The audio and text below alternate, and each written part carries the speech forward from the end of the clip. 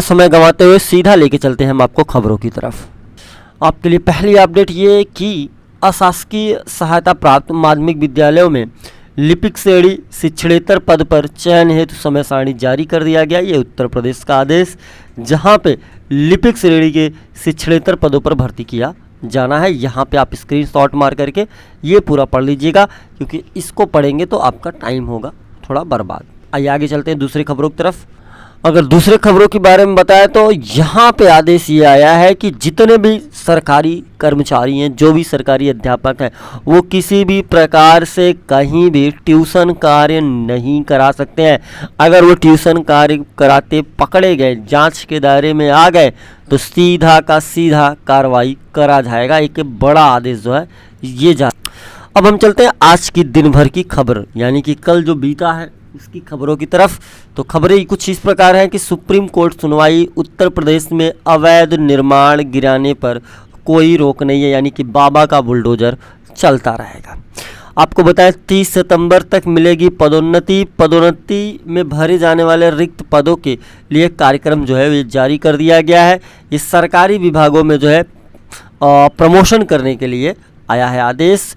कोटे की दुकान, यानी जो कोटे की दुकान है उस पर पासपोर्ट पैन कार्ड आवेदन के लिए रिचार्ज तक होगा, अब होगा प्रदेश सरकार तक, तथा CSC e governance service India limited के बीच एक करार। आपको बता दें श्रीलंका में आपातकाल के बाद ज़बरदस्त बवाल हुआ है, जहां पे 2.2 करोड़ आबादी वाले देश की आर्थिक संकट से लोग हैं बेहाल। आपको बताएं अब पढ़ाई ही नहीं, कैरियर की राह भी दिखाएगा CBSE। सितंबर से राष्ट्रीय मार्गदर्शन महोत्सव शुरू कर रहा है बोर्ड।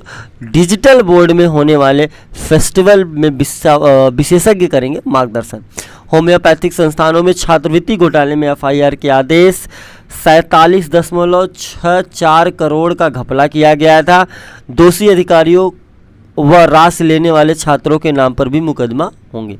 PM आवास योजना में अगर कोई अपात्र मिलता है उस पर तुरंत करी जाएगी कार्रवाई। UP सहित पूरे देश में मलेरिया रोधी पौधों की खेती करने की तैयारी। APC की जांच कमेटी के हवाले PWD में तबादले का रिकॉर्ड। गड़बड़ियों की पुष्टि होने पर बड़ी कार्रवाई की तैयारी की गई है। तबादलों में हुई शिकायतों को लेकर संबंधित अधिकारियों से पूछताछ जारी है। जल विभाग के अभियंताओं के 62 वर्ष में सेवानिवृत्त करने की तैयारी है। जल निगम निदेशक मंडल ने जो है ऐसा प्रस्ताव शासन को भेजा।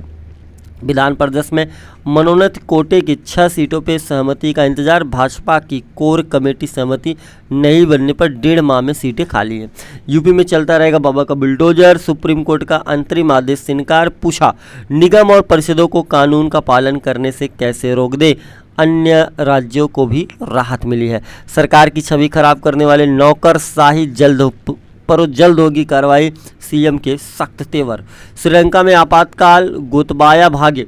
विक्रम सिंघे कार्यवाहक राष्ट्रपति। प्रदर्शनकारियों का PM आवास पर कब्जा, एक की मौत।